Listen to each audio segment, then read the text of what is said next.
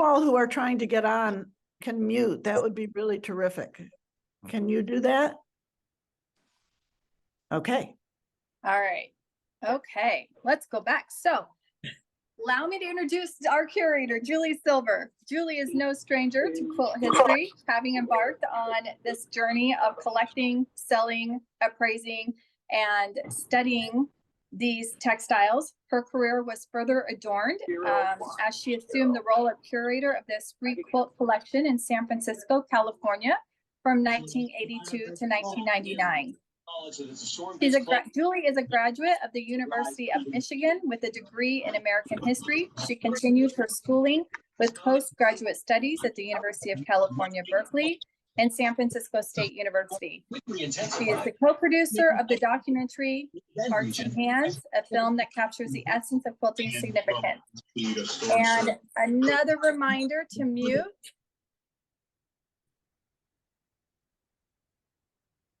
All right. Hold on. I'm sorry, everybody. I'm trying to find people to mute them.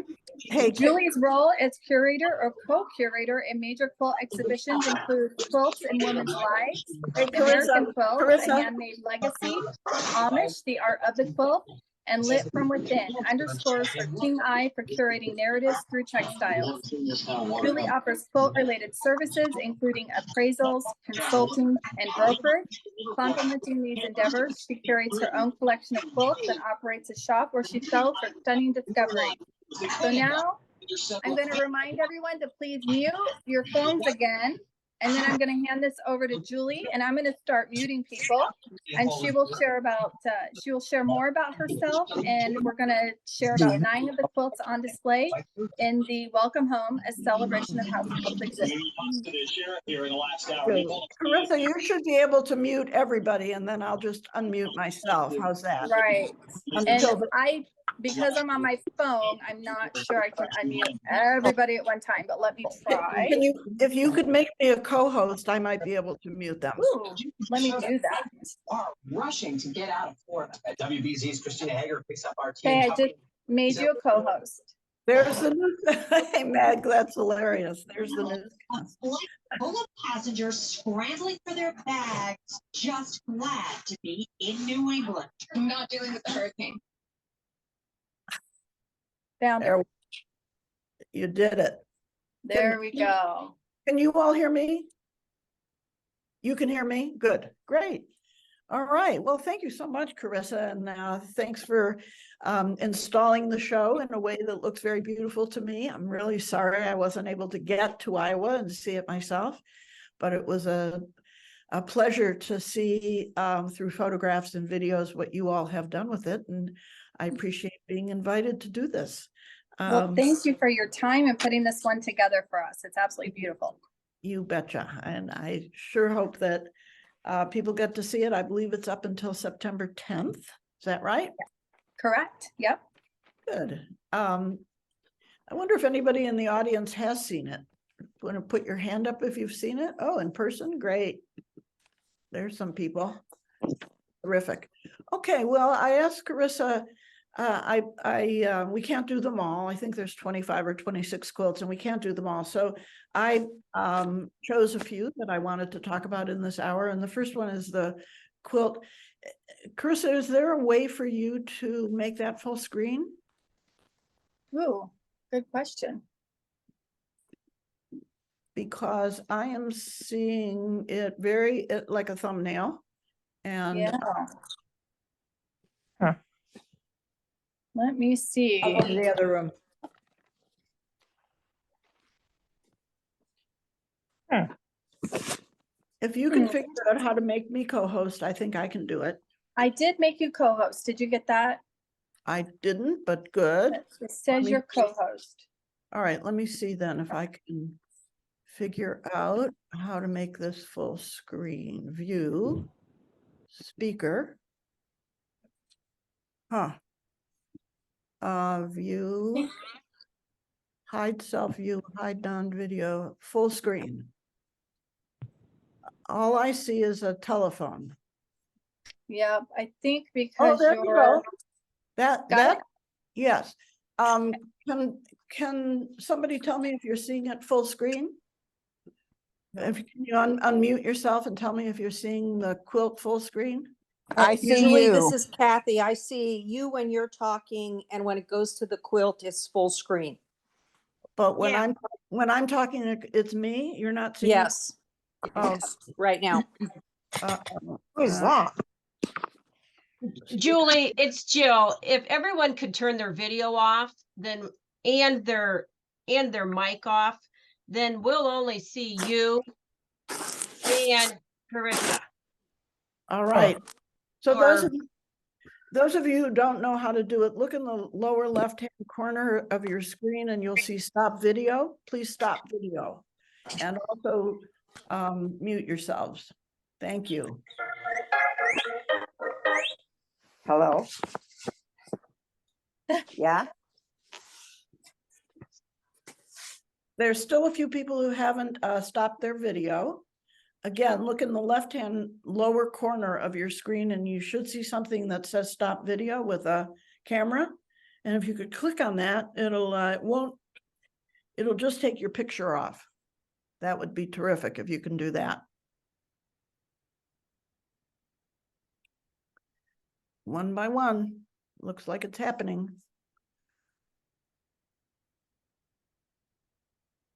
Wow, I didn't realize there's so many people on. It's wonderful. All right. I think we've got you all taken care of. There you go. Well, I'm seeing the full quilt, but I don't know if you all are. You might have to, yeah. No, I'm not. It's because I'm on the phone. I can't change my screen. When Carissa talks, we see the quilt. When Julie Yep. talks, we see Julie. That's right. Yeah. Ron needs to turn off his something. I think if you pin, there's everyone can do their own view. And you can just have you can just pin me and then you'll see just the quilt What?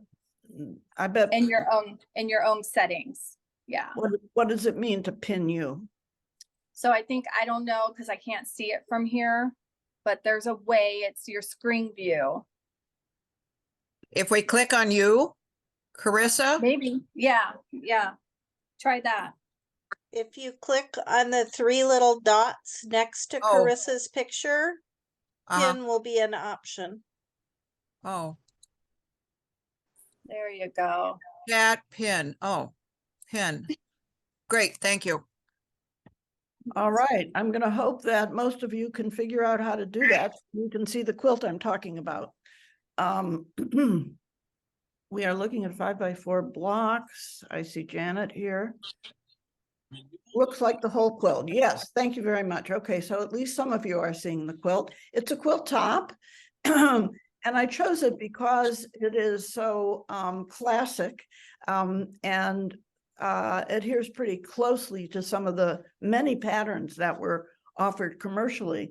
But what I loved about it was the fabrics that she chose, both for the quilts, the houses themselves, and the sashing. I just love that kind of striped sashing. Dates to about 1890, I would say 1900. And that's just one cotton fabric that's striped. It's not pieced. It's pieced as a sashing, but it's not pieced as the print. And I thought it set the quilt top off really nicely.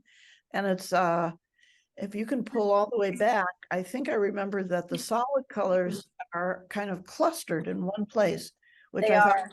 was kind of interesting way to do it. We all do it our own way. And yeah, she used 4 together. And then I think there's one that floats around somewhere else that's solid up at the left, I guess, a left Oh, top. it is. Yep. The Yeah. brown one up top. Yeah, but otherwise it's pretty classic. And again, I chose it for the fabrics, which are such typical prints from the turn of the century, cotton, all of it, and just the top. So let's move along and see what you got next. All right. So why don't we come over to this one?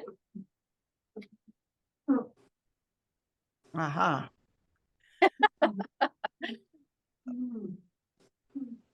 All right, Yeah. this is the full Uh, shot.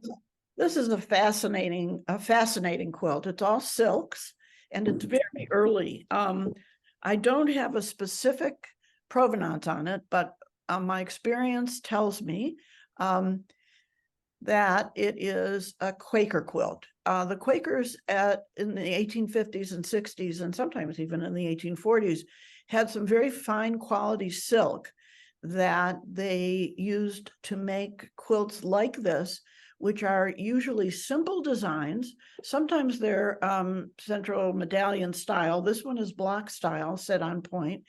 But if you can go in to pretty much anywhere, they tend to do fairly elaborate quilting.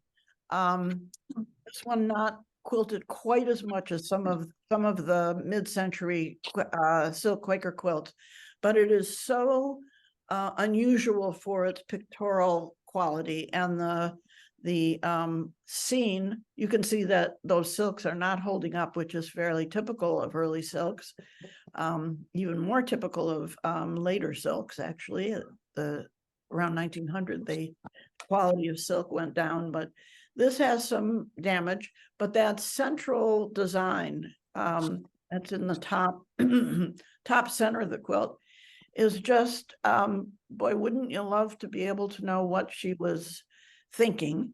I've never seen anything quite like it. This would be the earliest quilt in the exhibition, although I think, Carissa, I made a mistake and said another one was the earliest one.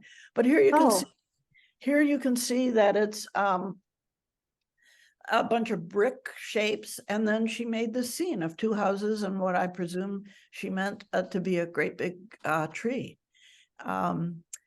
I just wish so much that I could know something about what this person had in mind, if this was a real scene in their lives, or what.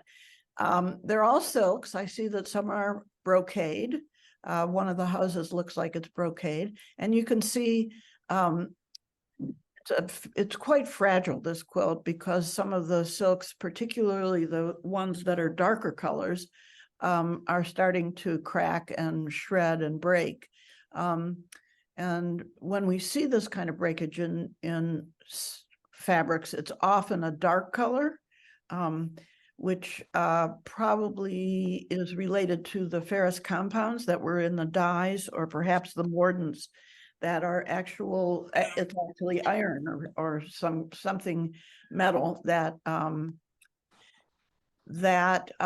of abrates the fabric itself. But if you want to pull back and we can look at the whole design here. Absolutely. And I wanted to also, real quick, can I show them this border? Oh, sure. Yeah. It's absolutely gorgeous. She scalloped her edge and I've never seen anything like it. I just love it. And then these border, these are not pieced, these red pieces. Right. That's the fabric. Right. Oh, I just love that. That's a pretty exciting, opulent piece. And yet folky with the picture up there in the middle. Boy, it would be nice to know the story here. Speaking of the scalloped edges, it might be a good time to say that when I was a young quilt collector, I thought scalloped edges didn't show up until the 20th century. How do I pin, Linda says. Can somebody tell Linda Ganfield how to pin? There's 3 little dots by my name, Carissa Heckathorn, and you should be able to do it in that menu that pops up. It may also show up in your view up in the right-hand corner, but I'll just go on here. I right click. You got it. Oh, good. All right, we'll go on then. In any case, I thought that scalloped edges showed up in the early and mid 20th century, but in fact, that is not correct.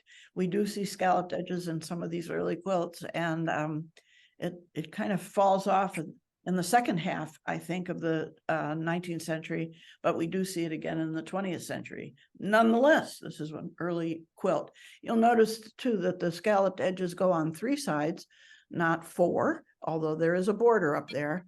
And You know, there are a bunch of quilts that 19th century quilts that have 3-sided borders, and sometimes collectors and people who are interested in quilts kind of argue about which way, you know, why one border is not there or very simple. And here we can see without question that she meant it as the top of the bed, presuming this was made to put on a bed, and it probably was. So, Julie, where did you find this quilt? I found it. There's a woman here in Berkeley. I'm in Berkeley, California, and there's a woman here who just called me. It was several years ago. Just called me maybe 15 years ago, and said that she and her husband had twin boys who were going off to college, and they were going to be downsizing and moving to a smaller house. She told me that she had bought it originally in New York at America Hurrah. Some of you may know that America Hurrah was one of the top folk art galleries and shops in America on Madison Avenue in New York City. That Joel and Kate Kopp, who owned it, retired about 15 years ago, but they had a fantastic shop for from the early 70s until probably about 2005 or 8 or something like that. She told me that she had bought this and a couple of other quilts there and was ready to pass them along. So I bought it from her. Wow. Wow. That's a great find. Yeah. Yeah. Okay. Let's move on unless somebody's got something they want to say. Yeah. What was the name of the place you mentioned? The name of the place, the shop, America Hurrah. And it was owned by Joel and Kate Kopp.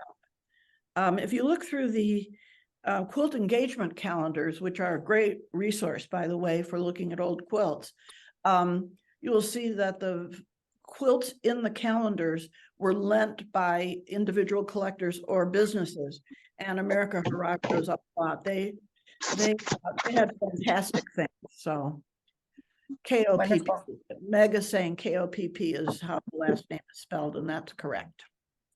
Okay. Right. All right, well then let's move slowly over to, I think this was one of them. I don't think so, but I'm happy to talk about it. Oh, are you the pink and green? Yeah, the pink and green. I don't think I asked for that one, but it's a wonderful quilt. And it was, and by the way, I wanted to take an opportunity to thank all the lenders to the exhibition. The pink and green one was lent by our friend Cindy Reynolds, who has Cindy's Antique Quilts, and loan is a noun, lent is a verb. Lent 2 quilts to the exhibition. This was one of them. I love the color in this and all the various prints and how she made it work. Made all these different prints work together by standardizing her sashing, and even though the houses turn this way and that, and some of the 90-degree angle pieces fade, and some of them pop right out, it's pretty, got a lot of movement and a lot of wonderful fabrics in it. Very good quilting. The fabric is amazing, and the quilting is just gorgeous. Yeah. It still has pencil lines on it. And it's just, let me see. I'll try to get some fabrics if you have it. We have anyone on here that loves old fabrics. And this was from 1930s. Approximately 30 or 40. Approximately. Yeah. Okay. Yeah, the pink is kind of a giveaway, huh? Yeah. And the green in particular. Yeah. Most of the quilts in the exhibition are from the early part of, very last part of the 19th century and early part of the 20th, which is when these became very popular and there were lots of commercial patterns available for people to buy. He also used blue, various shades of blue for the sky, which both standardizes it and gives it consistency, but also because they're different shades, it also gives a lot of movement and interest. Exactly. Let's move on. Okay, let's move on. We're gonna do a little turn here because the other one, pretty sure this is one of them. It's right behind me.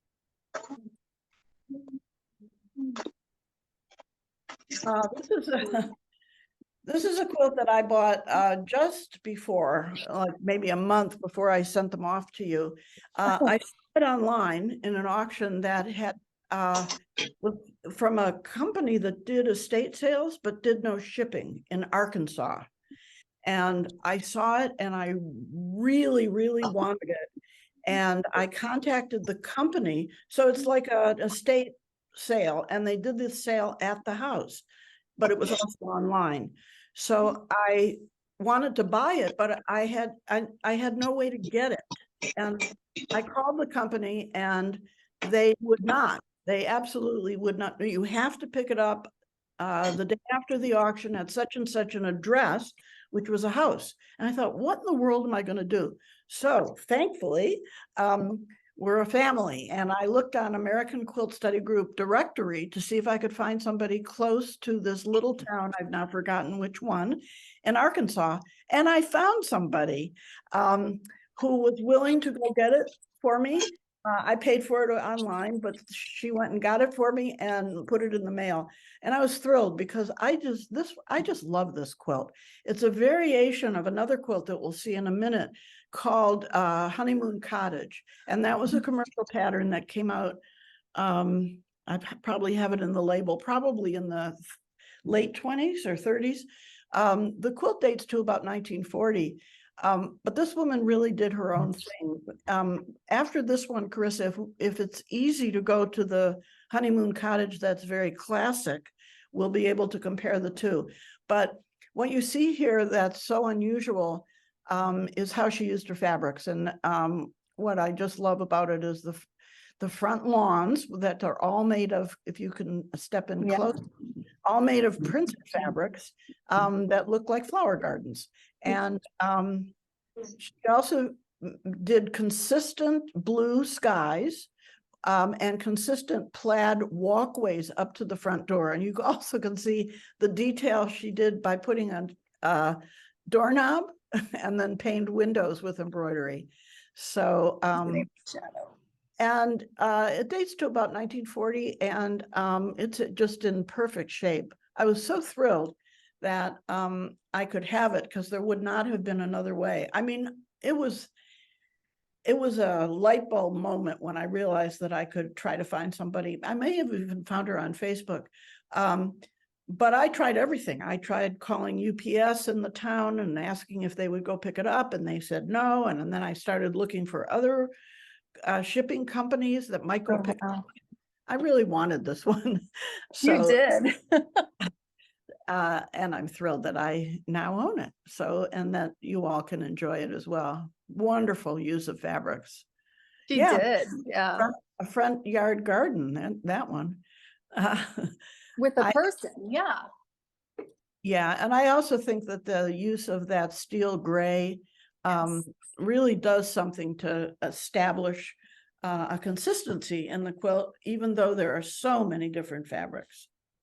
And it says that it was made around 1960.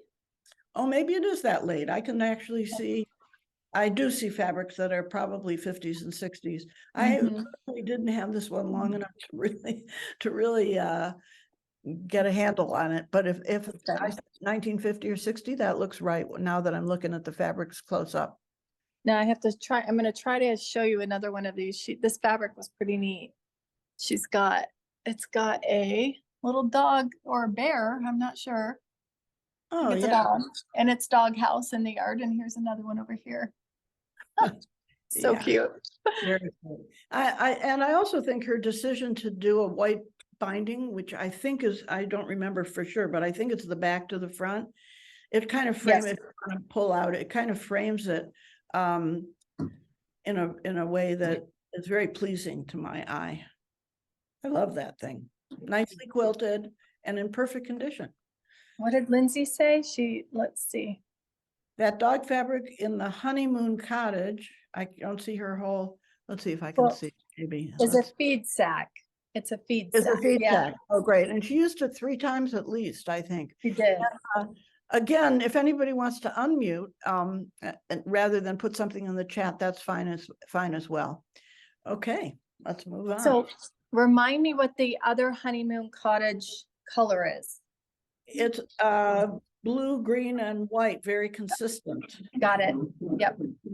All it sticks very closely to the there it is. And it's a This one's gorgeous. yes. Oh, I guess it's blue, brown, and white, really. Some red. yeah. It's a beautiful example of a design. Somebody's going to have to remind me, or maybe you can, Carissa, who, I will. which company, is it I've forgotten which company published the pattern. I think it's on there. It And was published by Ruby McKim, yeah. Yeah. And it fairly early, I think. Is that right? Do I Yeah, say? it was copyrighted in 1935. There you go. Okay, so not so early. But if you remember the last one from Arkansas that the woman picked up for me, it's really the same design, only this one sticks completely to the pattern that was offered by the McKim company. And it's beautifully quilted, as you can see. Just gorgeous. So for flowers on the sashing, a kind of stylized tulips, and then this gorgeous feathered wreath. This was loaned to me by my friend Steve Heisner, who's in Illinois, who actually bought it from me and was kind enough to lend it back to me for this exhibition. And Steve, if you're watching, howdy. And if you're not, I hope you get to see the recording. So you can see, you know, the overall point of this, or one of the overall points of this for me, is that no matter how commercial or designed a quilt is, women did their own thing. They did their own thing in the quilting. They did their own thing in the colors. That Arkansas quilt is this design, but she moved, you know, she did it in printed fabrics and all different printed fabrics. She moved the sidewalk or the lane leading up to the house, but it's essentially the same pattern with very little quilting. So this is just a superb example. Also in really excellent condition. You can see how she did scallops in the roof. She quilted the bricks. Can you go in and show that she actually, the chimney has quilted bricks in it. She just went all the way here. So, and She even did flowers down here. right. Very fine work. And yeah. The quilting on this, I wish you could, I mean, in person, when you just stand back, these borders just, yeah, they're just so even, and you just want to, we don't, but we really want to touch them. Well, it's okay if 5 people touch it, but if 5,000 people touch it, then we're in trouble. We are in trouble. And I love her red binding. Yeah. Yeah. This is just so classic in its way. And I'm delighted that Steve was willing to lend it and let the rest of us enjoy it as well. He loves quilts. He loves quilts. And I love him for it. Yes. Yes. Okay, let's move on. You want to do the wool quilt or? Yeah, sure. Okay. So I'm just gonna go slow if that's okay with everyone, but this one might be hard to get full picture just because I have a wall. So I'm gonna go at an angle here. Okay. I love this quilt. This one is not based on any particular pattern that I can identify. I just think this woman did, or man, whoever it was, it's anonymous now. Oh, here comes my PSA. Please label your quilt so that historians in 100 years from now won't go crazy like we do. It looks like she just had kind of her own take on it. First of all, it's wool, and wool absorbs dye in a very saturated way and kind of gives light back in a way that cotton doesn't, kind of more glowing. I think there's more than one fabric. I mean, I think there's some cotton in here as well, but it's mainly wool. And then she just did this striped roof. She loved color, this woman, apparently. And I love also that she put it against a black background. So, and then her sky is even dusky. Yes. So this is the person who goes out at night and looks at the neighborhood or something like that. So, Well, and did you say, so on the sign it says around 1930. So were dark backgrounds unusual for that time frame? well, black and dark backgrounds are unusual anytime, but there was a time in the 1930s and 40s when black kind of became a fad. It was used by the Amish in the Midwest, not in Lancaster County, Pennsylvania. They don't use much black, but the Amish in the Midwest used black a lot. Yeah. And often it was a sateen or polished cotton. Okay. It didn't last very long. The fad, well, among the Amish, it lasted a long time, but it didn't last a long time among the English, which is what they call us, the rest of the mainstream America. I don't think I've ever seen a house quilt that uses black in this way at all. And it really, you know, everybody can see just from the few quilts that we've looked at that it's really not standard. It's really her own vision. Based on, you know, the traditional way to the 20th century way of making striped roofs. I like that her chimneys are striped or plaid, and that her cornerstones in the sashing are also a plaid.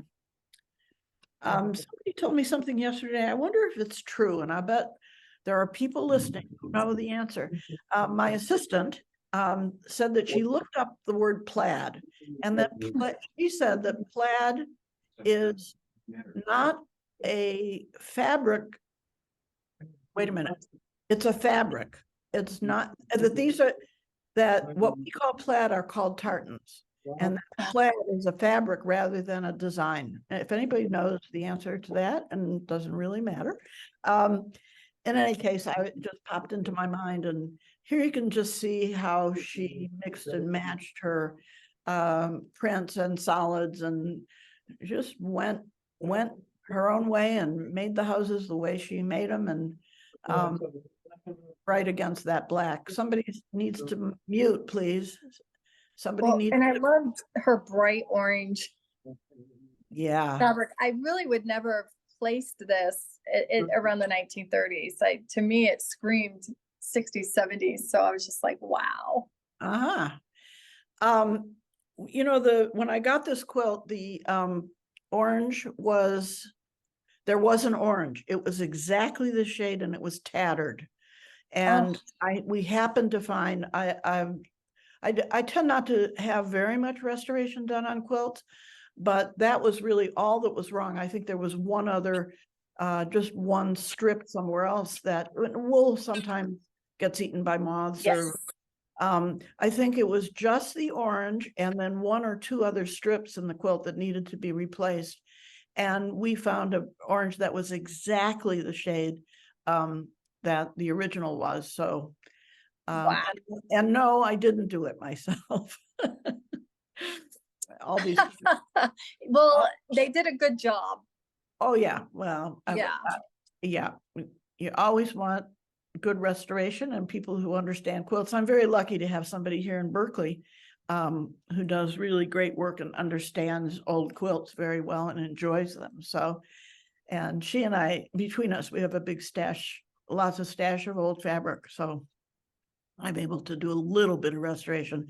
I never do anything extensive. It's just not worth it. And it's a skill set. Hey, someone wanted to ask, could you tell us where you found this? this quilt?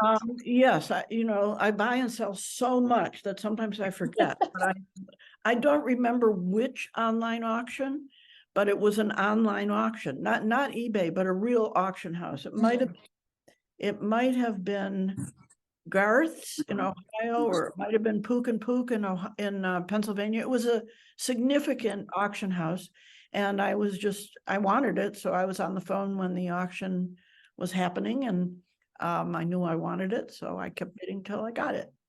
Wow. That's And great. that was within the last year. Oh, really? Oh, Yeah. wow. Yeah. I love Wow. that. Can't wait to have it back. Okay, I can wait. Well, thanks for lending it to us, because it's definitely it's so different from all of the others, and it just adds extra depth to our exhibit. So we appreciate that. Good. Good Yeah. find. All right. Well, if you still have questions on this quilt, we can come back to it, but I'm going to meander this way. Somebody's asking, let's see, were the weights of the wool the same or some heavier than others? Definitely not the same. No.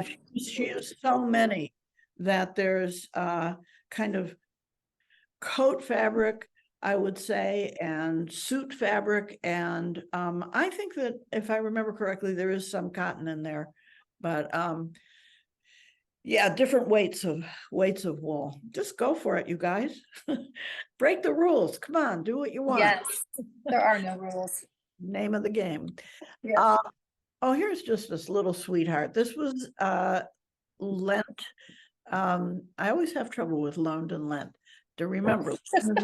Loan is a noun, loan is a noun, loan is a noun. This was lent to me by, again, our friend Cindy Reynolds. And it's just so dear. I mean, let's move in closer so we can see what she did. These consistent houses that are consistent in color.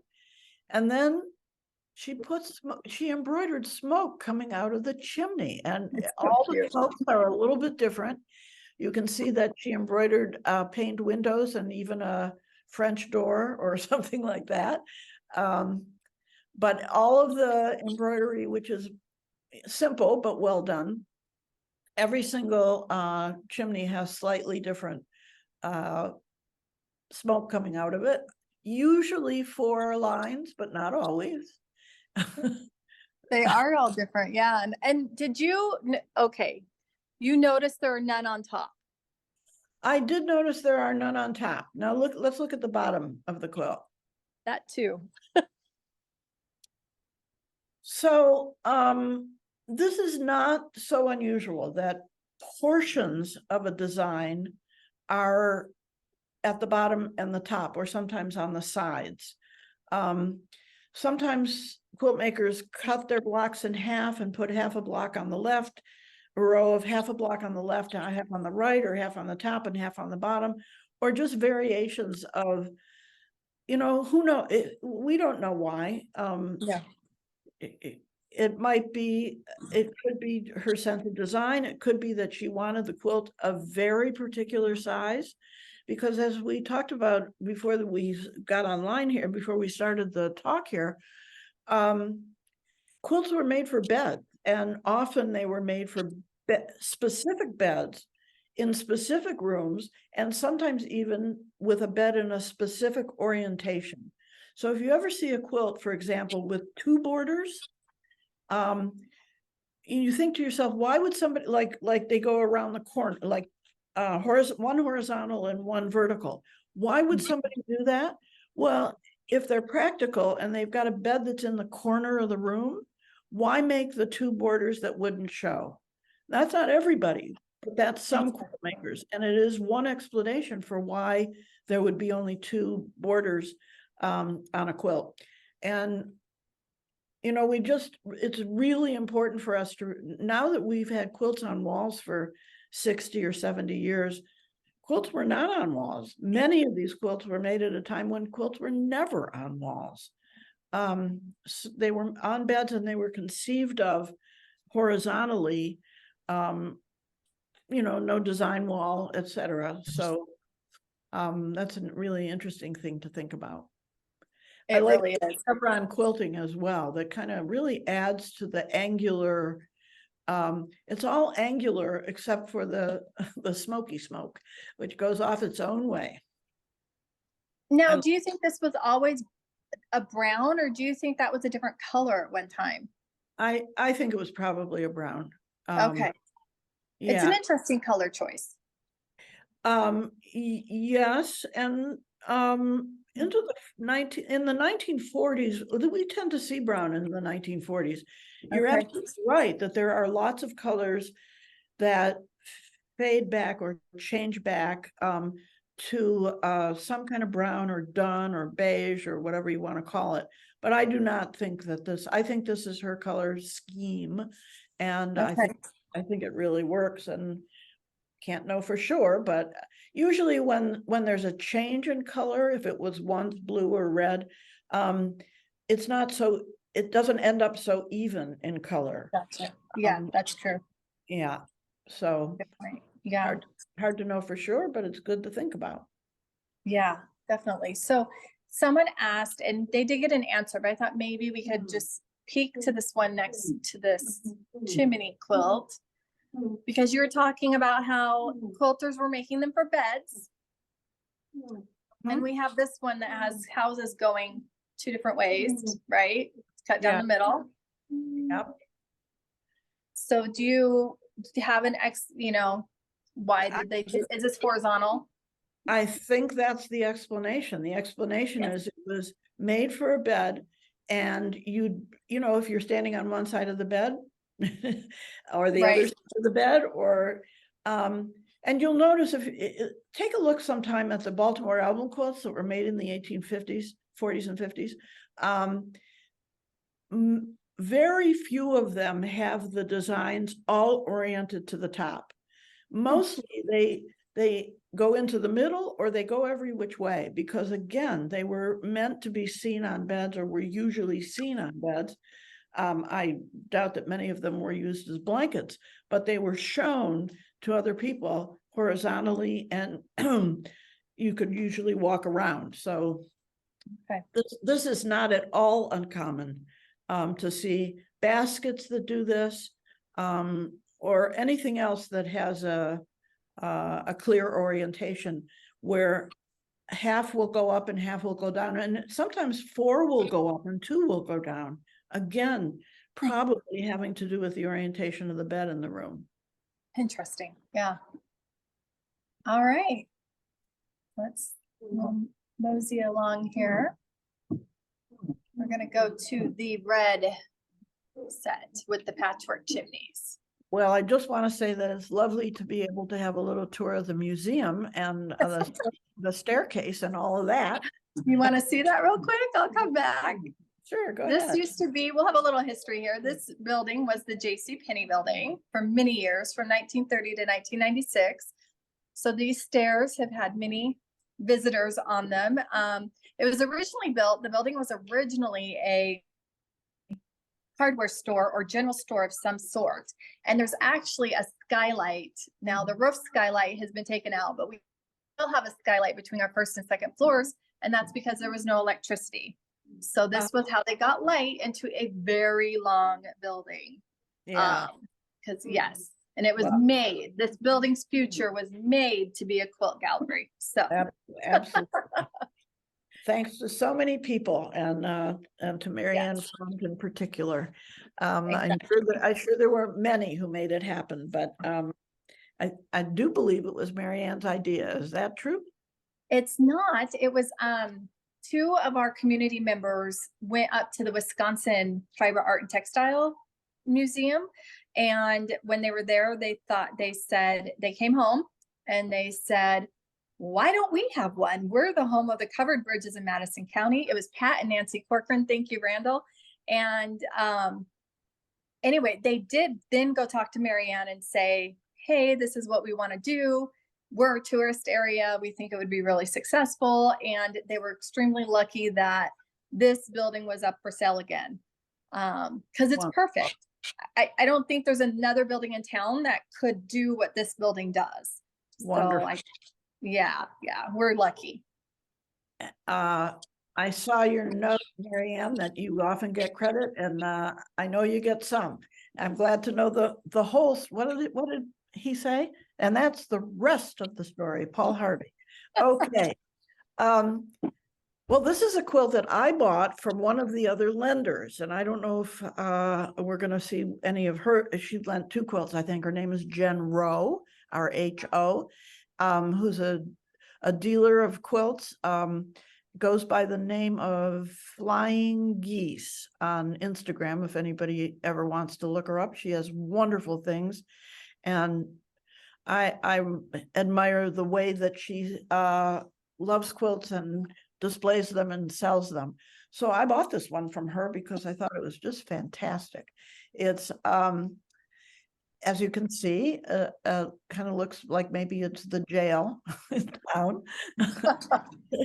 It's all striped, as you can see. It's not very, I don't think it's filled. I think that it doesn't have a batting, but it does have it has a back, and it is lightly quilted. Notice the chimneys, which are patchwork.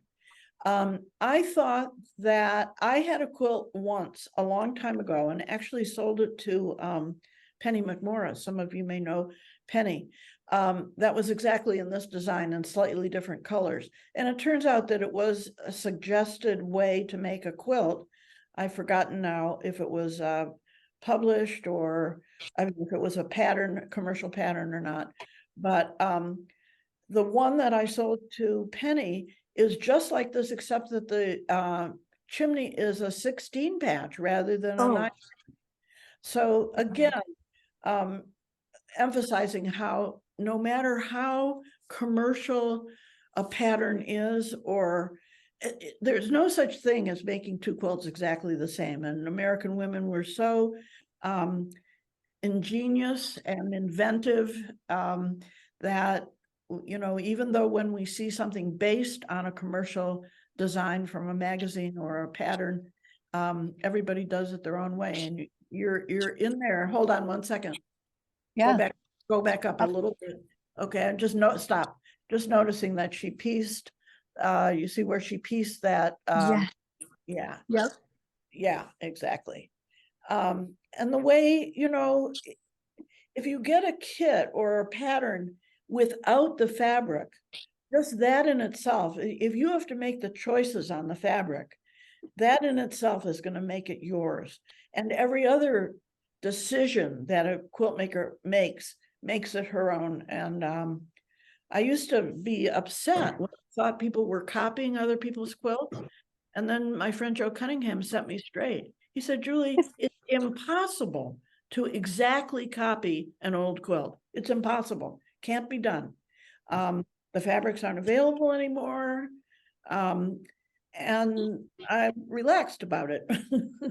So.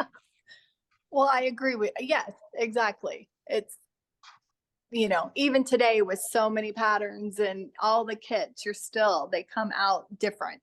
Yeah. Every time. Yeah. Yeah. I have posted this on Facebook a few times, and it's a lot of people just love this one a lot. So that's really nice. Well, she almost carried the colors up in columns, almost. That red column there, and then there's kind of a blue one. Yeah, but it doesn't continue through. Yeah. Yeah, your eye moves around a lot on this one. And it looked like log cabins to me. Yeah, and then what she did with the window, which was to do a portion of a strip and then put, you know, stick the window in there, which she also painted with by patchwork. Yeah, she did. Oh, she did patchwork those, didn't she? Yeah. Oh, wow. Look at that. Wow. Impressive. Small pieces. Yeah. And I don't see any quilting on this one, but it's possible that there's very little. If you're close enough to look on the back, we might be able to see. I have permission to touch it. Okay. My memory is that there's a little tiny bit of just enough to hold the layers together. Hard to see. Well, there. I think there's a little bit of stitching, isn't there? Right here, I think. Yep, it's in her, it's the sashing. Yeah, Yes. it's Yeah. certainly not the point of her quilt to her. No, it wasn't. It's probably her least favorite part. I mean, compare this to the honeymoon cottage where quilting was clearly as important as the rest of the patchwork piecing. Yes. And I'm sure it was, I mean, she's so known for her quilting expertise and skill. Yeah, and we don't even know if the same person quilted it as That's true. That's true. PSA, label your quilts. Thank Carissa, you, Julie. We say that too. I have a question. Yeah. Yes. This is Randall. Does that have, I can't remember, does that have any batting or anything in between, or is it just? I don't think so. I It think does not. Mm-mm. none at all, which is kind of unusual to have none at all. But that's what it feels like. I couldn't feel anything in there, and it's very, very thin. I helped hang it, but I can't remember exactly. Well, Thanks. help take it down, Randall, and then you'll. Yeah, and then I can double check. Sounds So good. Randall's going to Portugal, so. Stop. Yeah, Thank you, Randall, for helping. I appreciate you're it. welcome. It's so much fun. Randall's our board president. I lean on her a lot, so. An actual working board president. Excellent. Yeah, why not, right? It's my Right. passion. All right. Thanks, Julie. It's been really fun listening. So I'll just mute myself. Have fun in Portugal. Sounds great. All right, well, here comes a visitor favorite. Yeah. And a Julie's favorite. Oh, yeah, yes. Well, you all can see that this is outside the most of the rest of the exhibition, which, as we've talked about, so many of the quilts are based on published designs and kits and patterns. This is an original idea, and there is a name on the back of this quilt, and it is Anna Bowman. Anna Bowman. It's on the back in embroidery, in very thick embroidery. I don't know if you can lift a corner and see it. Or not. Let me look here. Now, we don't know. There it Can is. you see it? Yeah, with Yeah. backwards ends. You're right. Which is a whole other thing to talk about. But I almost every talk I give, I do Zoom talks and show up at guilds and stuff. And if I ever show anything with a backwards letter, it's just fascinating to people. And I'll just very quickly tell you that I stand with Barbara Brackman, who was a special ed teacher, and tells me that dyslexics don't even see that they've done something backwards. I have quilts where the N or the S, it's usually an N or an S, or sometimes an E, is both forwards and backwards on the very same quilt. Barbara tells me that when you point it out to a true dyslexic, they don't even see it. They say, I don't know what you're talking about. That's a whole other subject, but let's talk about this wonderful quilt. I bought this quilt from a gentleman. He's probably in his 50s. He's a doctor in Seattle, and his mother was a quilt collector who lived in Seattle, but who grew up in I don't know what you would call it, upstate New York, I guess. It's not the Hudson Valley, it's sort of upper Western New York. And he told me that she went back there frequently to do buying. So I bought like 40 quilts from him, because what had happened with him is that his mother died some time ago, but his father had not wanted to sell the mom's collected quilts. And after the father died, the 50-year-old guy, who was just a doll, he was just wonderful, found me, and I think I was recommended to him by a fabric store in Seattle, Linda Hitchcock, if I remember correctly. And that's wonderful, because she and I have known each other for a long time, and she knew to send them to me. She told him that he could trust me, and he did. And so I bought about 40 quilts from his mom's collection, including this one, which was the most unusual one. It was very interesting. The rest of the quilts were all very well made, excellent condition, kind of turn of the century patchwork, very, very few, if any, appliques, except this one. And it was kind of funny because when I spoke to, so he got in touch with me, sent me pictures of all the quilts. And what he said was I interested? And I was, from the photographs. And he said, there's somebody who's been helping me a lot with my mom, you know, taking my dad, his dad had died, and helping deal with the estate. He said, I'd like to give her choice of all of these quilts because I wanted to buy all of them. Oh. And this was the only unusual one in the whole group. They were wonderful. They're almost all sold now. They were really wonderful, solid, what we would call solid merch. And this was the only unusual one. And so he said, I'm going to let this woman have her pick of the quilts. And other than that, you can buy the rest of them. And I just held my breath. I held my breath, hoping this was the one. And she picked something very pretty. It was a kind of a, it had pink in it. And she didn't pick this one. And I was thrilled. So I actually drove up and met this guy halfway. I drove up to, I think it was Medford, Oregon, met him halfway from, this was during the pandemic. Met him in a parking lot halfway between Seattle and Berkeley. And I didn't even look at the quilts. I had seen good pictures of them and I took them back home and told him that I would have to look them over and make him an offer on the quilts, and did. And this is the only one that I have kept for a long time. As I said, most of the others have been sold. And Anna Bowman sure sounds German, and I don't know if that would be New York, a German in New York or a German in Pennsylvania. You can see that the birds are stuffed, and it's just, the mom didn't keep any records, which was PSA, label your quilts. The mom had this wonderful collection with no records at all. So every once in a while, there was like a price tag on the quilt that had whatever the dealer knew, but that was usually not much on a price. Like maybe 4 out of the 40 had that. But that's all the info I had. You can see that the centers of these Dr. Seuss-like Yes. are stuffed, and the birds are also stuffed from the top, not trapuntoed, but stuffed from, before you finish the applique, you stuff it from the top. Well, and these are reverse applique. Yeah.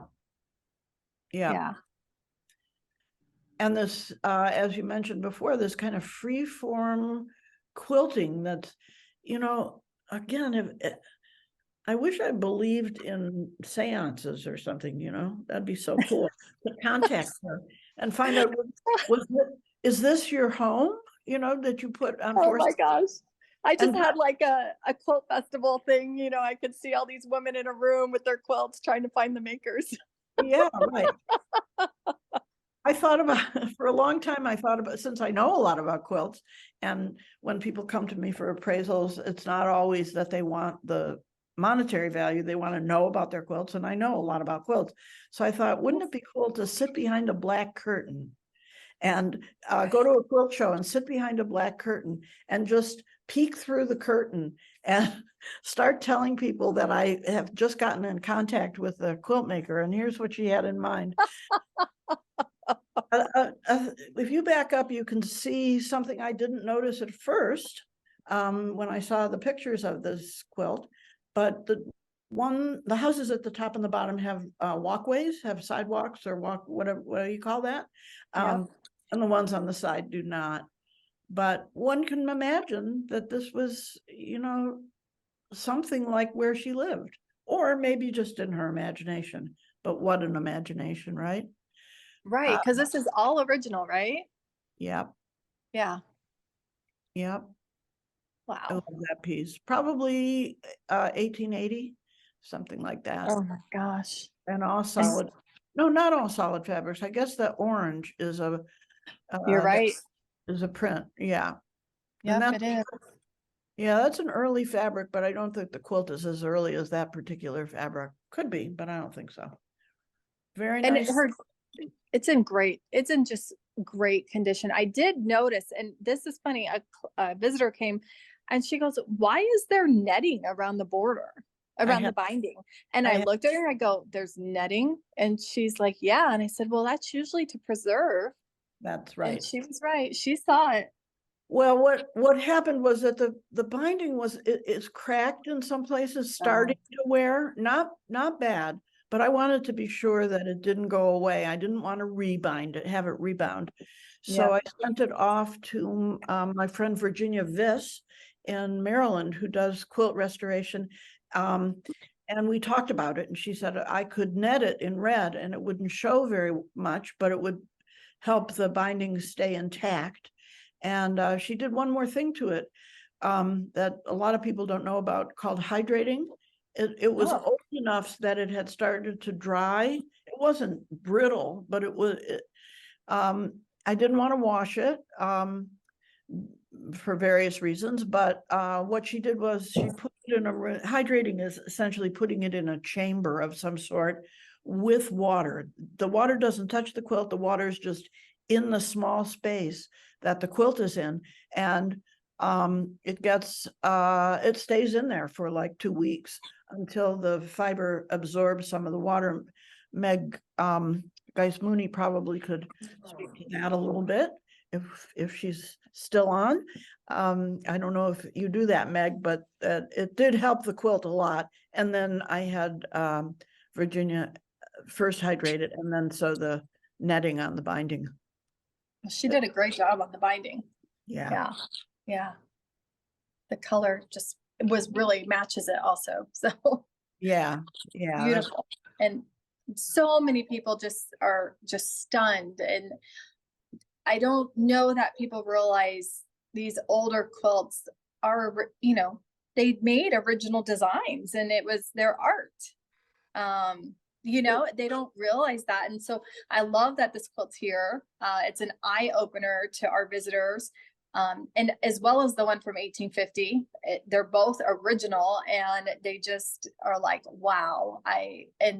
If you think about it, the older a quilt is, the more original it's likely to be, because there's not as much communication. There wasn't publications. The train didn't go through the whole country. People didn't exchange as much or see patterns. Exactly. Yep. And I share that with them. I'm like, if people didn't even get magazines, they didn't get the mail all the time. And, so they were creating their own pieces. Rural free delivery made a big difference. But so many of the early 19th century and even 18th century quilts, they're made up. They're let's see, how can I say it? It can be a traditional design, let's say Rose of Sharon, but everybody's going to make it differently. And even if you saw your neighbors or your sisters or your cousin's Rose of Sharon, you're not going to copy it exactly. And there were no cameras. You'd have to, if you saw a quilt on a clothesline or at a fair, you would have to either sketch it with a pencil or remember it. And so there's much more variation before all this commercial pattern world came out. My goodness. Yeah.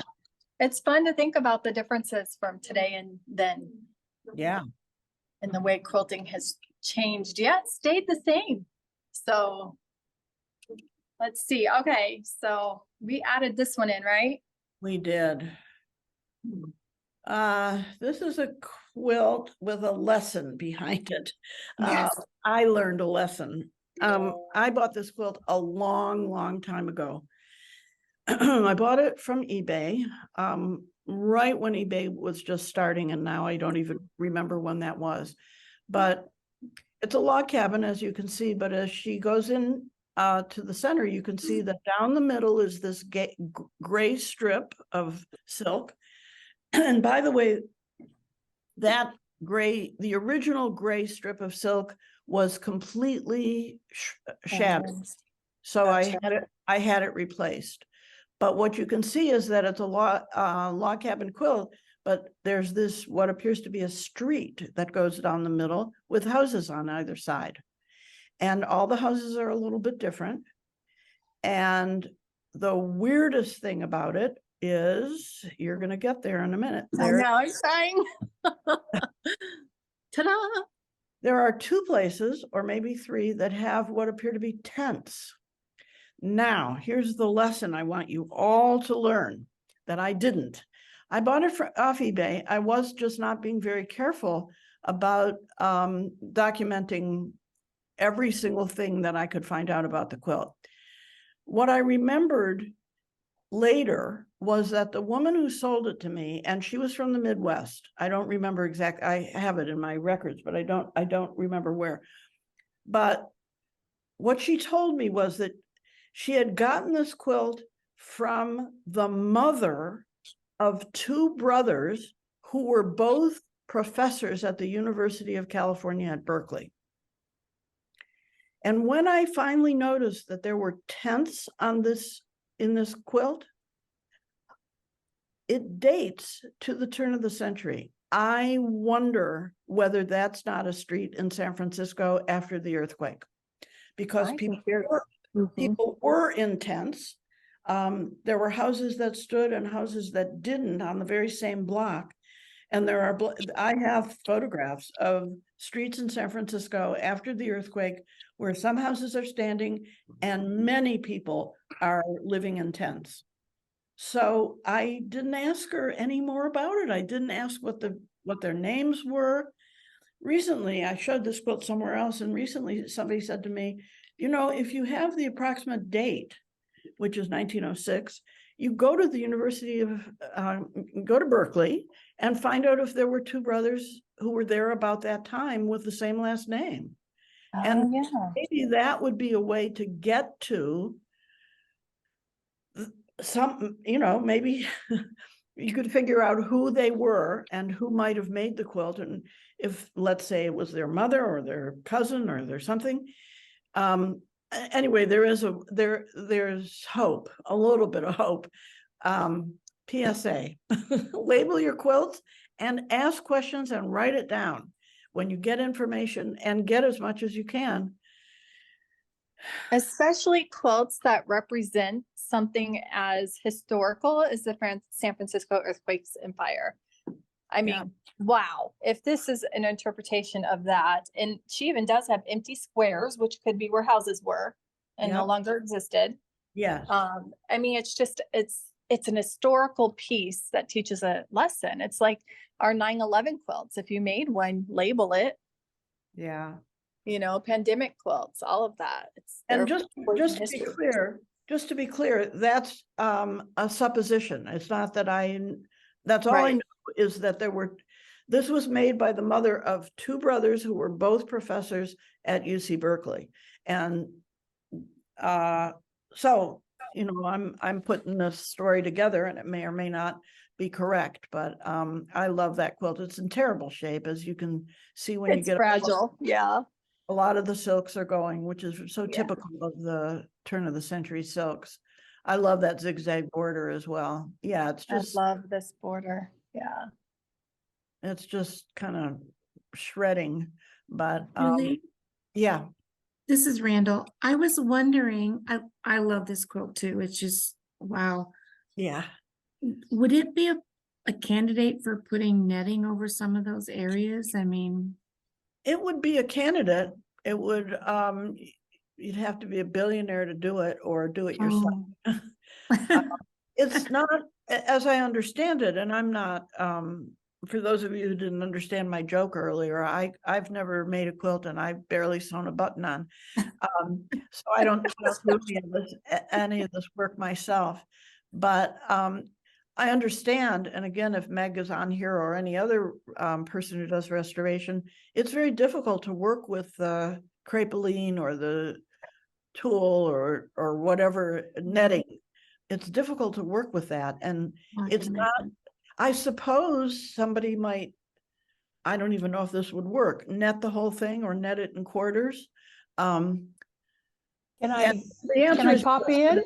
but it's It's practical. Meg here. Hi, Meg. Yeah, this is a, a real classic of, it's a little bit going along with another San Francisco landmark, painting the Golden Gate Bridge.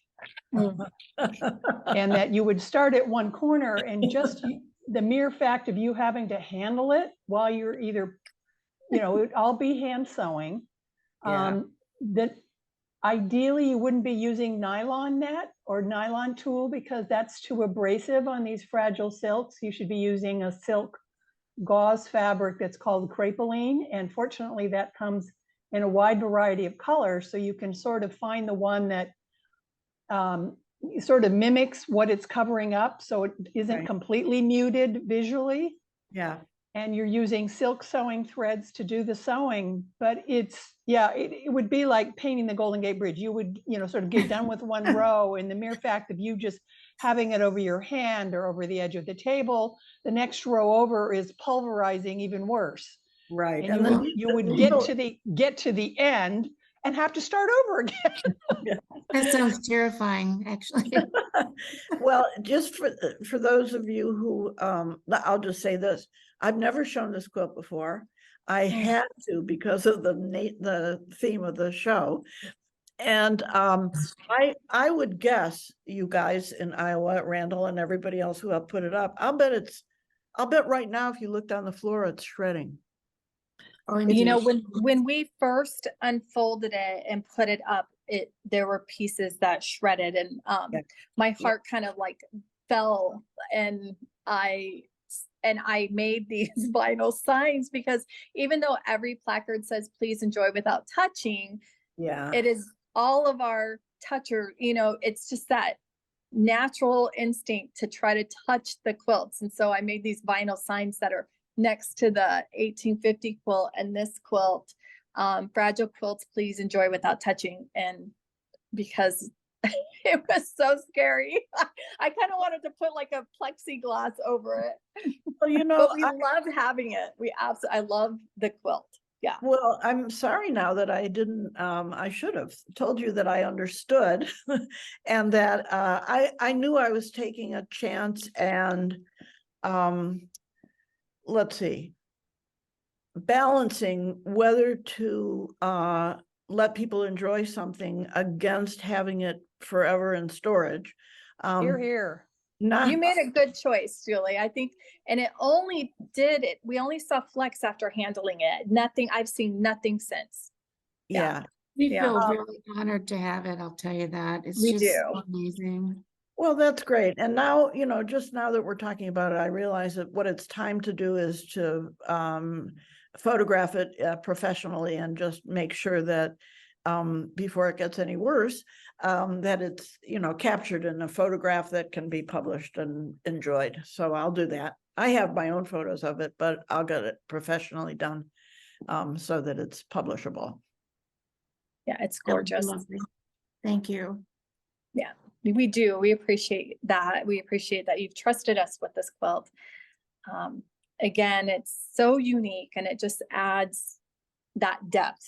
So we don't, just have the house blocks, which we all enjoy, and they're very traditional, but we get to see some of these non-traditionals quilts. Yeah, I wanted to mix it up a little bit, and also to make the point that which I've now made 6 or 8 or 20 times, that even with published patterns, the quilt makers put themselves into it in some way, and that each of them is really different. And as close as they are, there's always some personal points in each quilt. So, and we've shared that with all of our visitors. We say that to them because we want them to understand, like, by having this theme of house quilts, you're going to see how quilts in the same pattern are going to look completely different from one another. And it's, a different experience to have it so, I guess, niched and themed. Right. So, yeah. I know we're past 6 o'clock. Yeah, so are you okay if we wrap it up?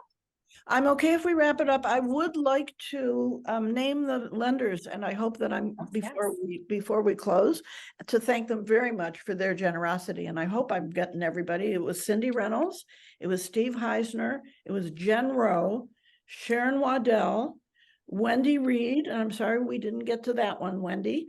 Your quilt is just so wonderful. Barbara Brackman, who am I forgetting? Kathy Craig. Kathy Craig. I think that's everybody. And if I missed anybody, I'm sorry. It's kind of like the Academy Awards here. Oh, and I'd like to thank my 3rd grade music teacher and God and my parents. You know, it's like that. Yeah, you're always afraid to list people because you might forget someone, but yeah, I think you did good. Yeah, you remembered everybody, I'm pretty sure. Julie, thank you so much for taking the time to be with us today. We had a lot of people asking, thank you, about virtual exhibits. And so this helps us fill that void a bit and get to share more from you and what these quilts are in this exhibit.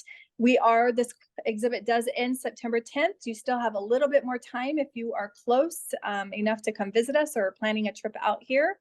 And we just thank you again. And thanks for everyone who showed up tonight. We are going to work on the recording. It'll take at least a week for me to get that taken care of. But we will put that out on social media and through email. So if you're on either of those, and I will also send it to Julie so she can send it out to her group of people. Oh, wonderful. And if anybody thinks of anything, has a bright idea about how to research this one or anything else you'd like, you can get in touch with me at my website, which is just simply juliesilberquilts.com. And it's been a real pleasure to be here today and to do the show. I've really enjoyed every bit of it. Thank you. Good. Thank you. All right. Well, everyone, have a good night. Bye-bye. Bye.